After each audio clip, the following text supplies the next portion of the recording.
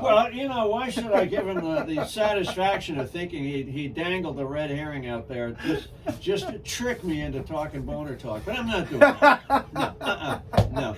All right, so we'll pass on that. Yeah, Yeah. you can take your little blue pill and stick it where the sun don't shine. But anyway. The only Richard talk we'll talk about is Dick Blumenthal. How about that? All right, does that make sense? There we go.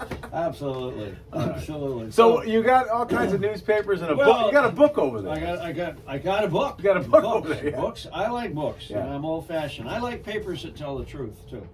And you know, we're having Paul in, and I'm glad we're having Paul in because he wrote a great op-ed piece on the Coast Guard Museum, and I won't say much more about it other than I was very involved in that, and I thought his op-ed was very good.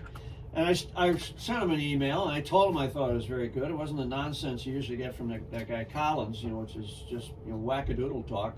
And it was very good. And then I sent you a copy, and you said, well, maybe he should come in. And I said, well, you know, wait a minute. You know, Paul's a ram. You know, he's a ram. So maybe we should get him in more than once. But we'll bring him in today, and we'll talk about the Coast Guard Museum and that op-ed that he wrote. And you know, I'm a little concerned about the day because I thought they had hired a new editorial writer. Then it turns out that wasn't the case. Remember, we were looking at some of the editorials; they were pretty good by that guy Bloomberg. But then it wasn't the new editorial writer. No. They were getting guest editorials, which makes me worry. I don't know where all the editors have gone. Maybe they're, you know, they shut down the building, so no more cushy office on the 5th floor with a view of the harbor.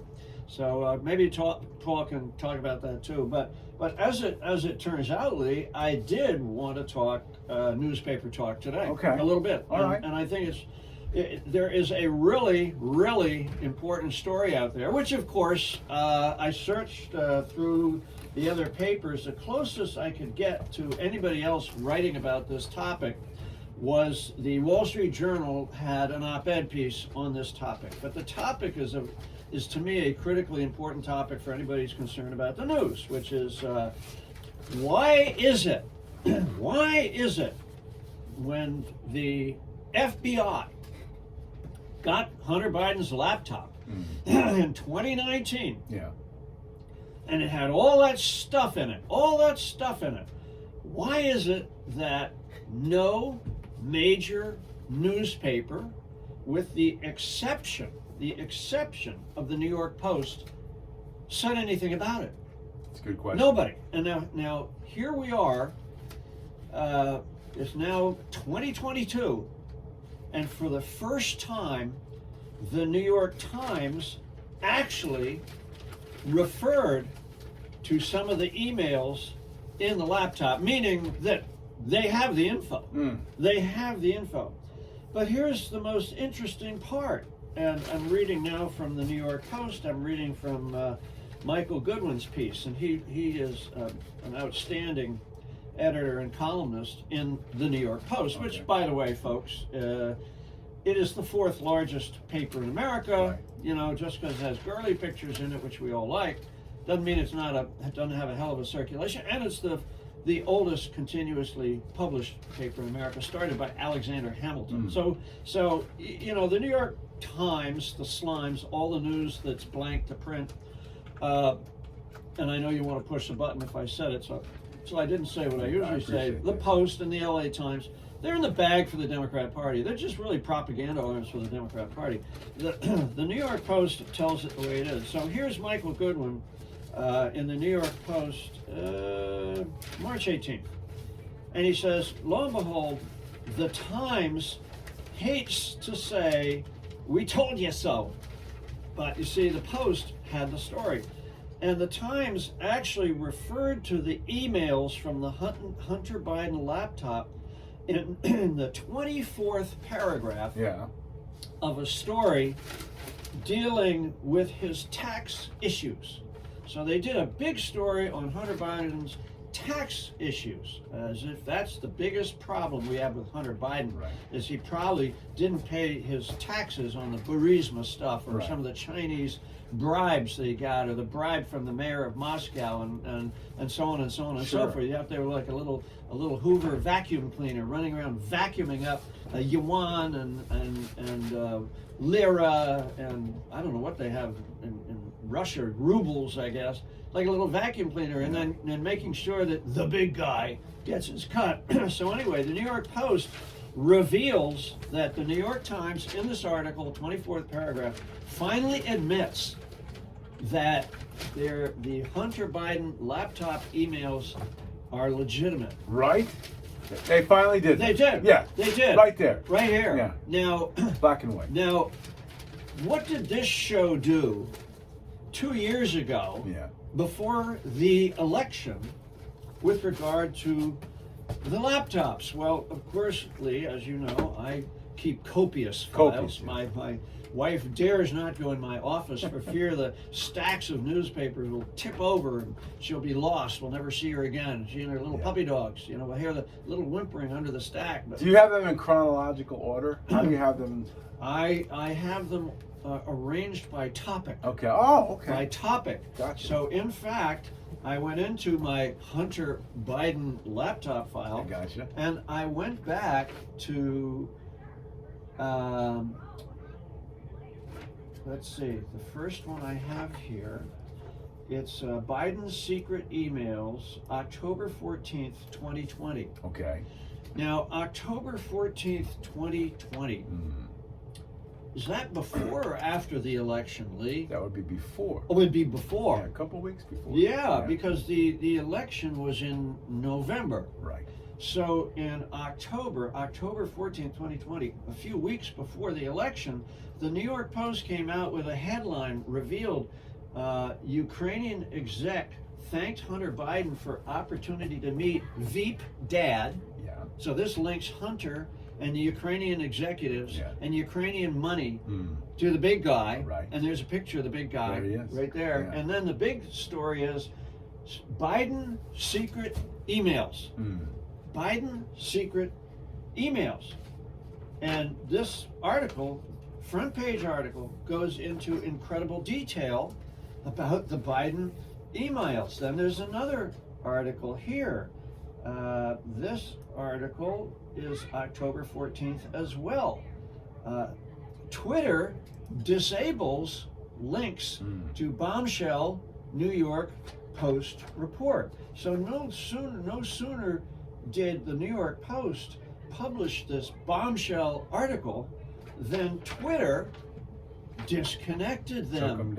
Took them down. That's right. They took them down. And did anyone else take them down? I believe Facebook. Yeah, took them down. Facebook Yeah. took them down. Yeah. Okay. Then here is October 15th. Emails reveal how Hunter Biden tried to cash in big on behalf of family with Chinese firm. Okay.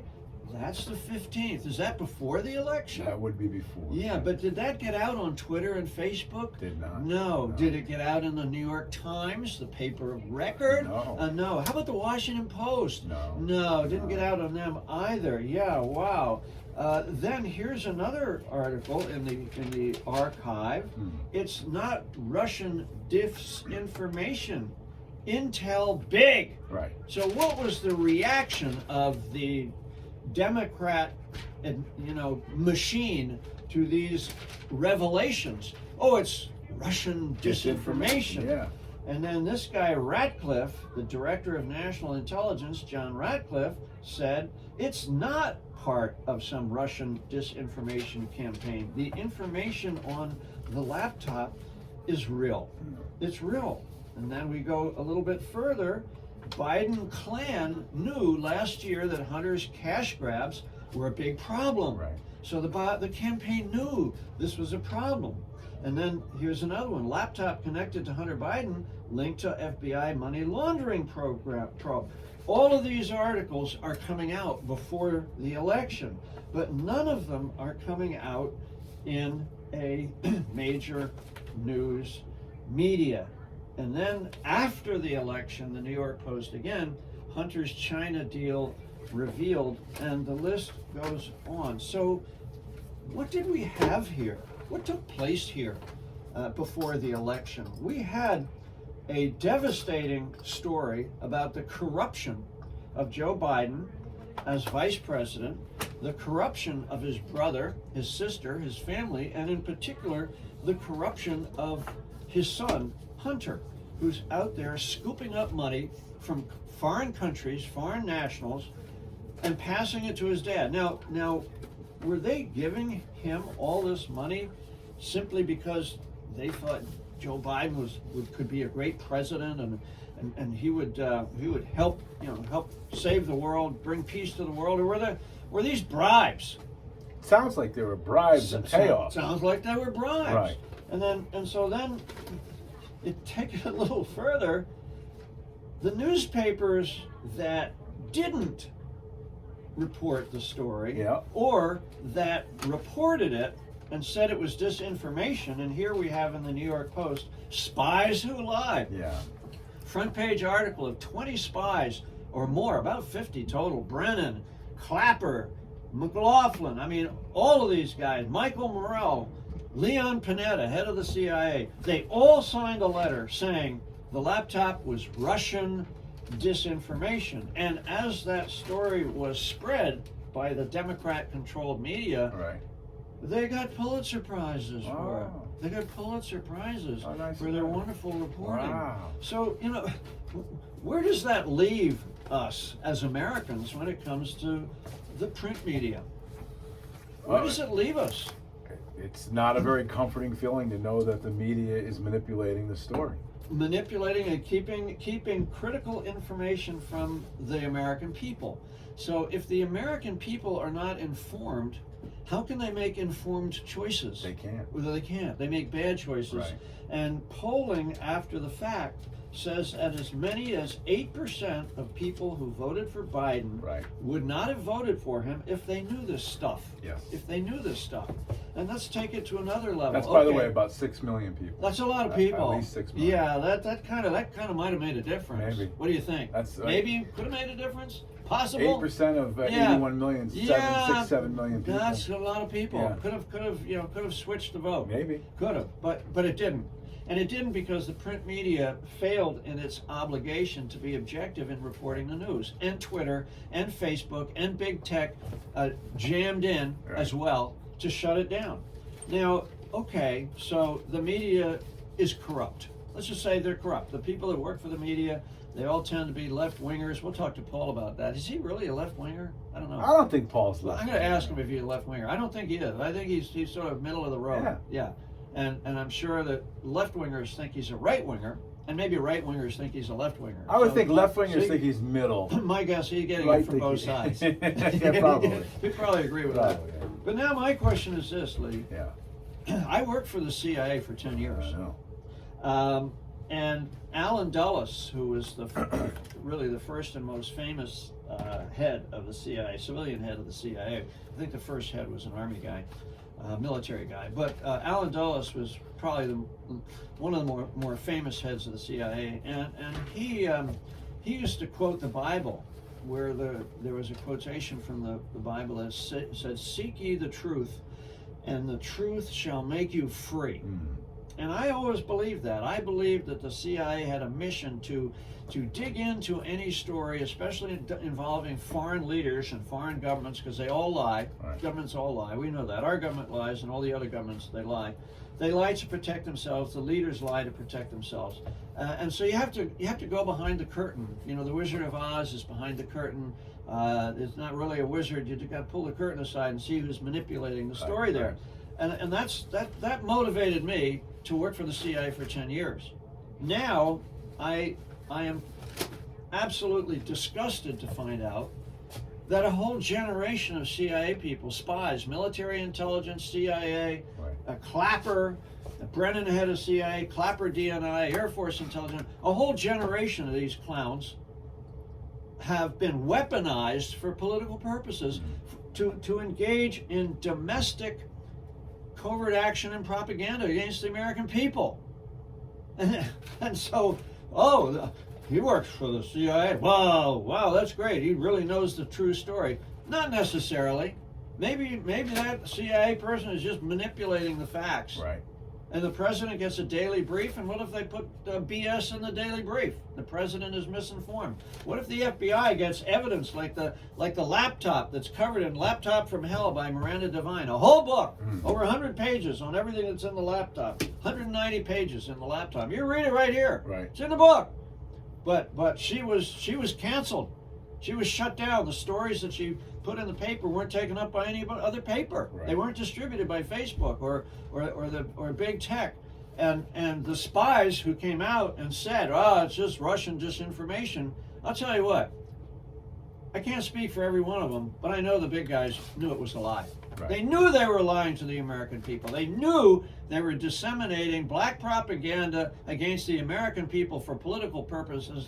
And this, to me, is one of the major disgraces of the media and the CIA and the intel guys and the Democrats in my lifetime. Think about, too, on top of that, Colonel, what Trump, the administration, had to go through. Not only did they have to fight this at the very end, but they also had to fight the Russian propaganda that CNN and the rest of them were throwing at him, the disinformation from the Hillary Clinton bought and sold sort of story about Russian garbage. Oh, look, I found another book, Lee. It's in the bottom of my bag. It's Right. called the Mueller Report. Mueller! Where is Mueller these days?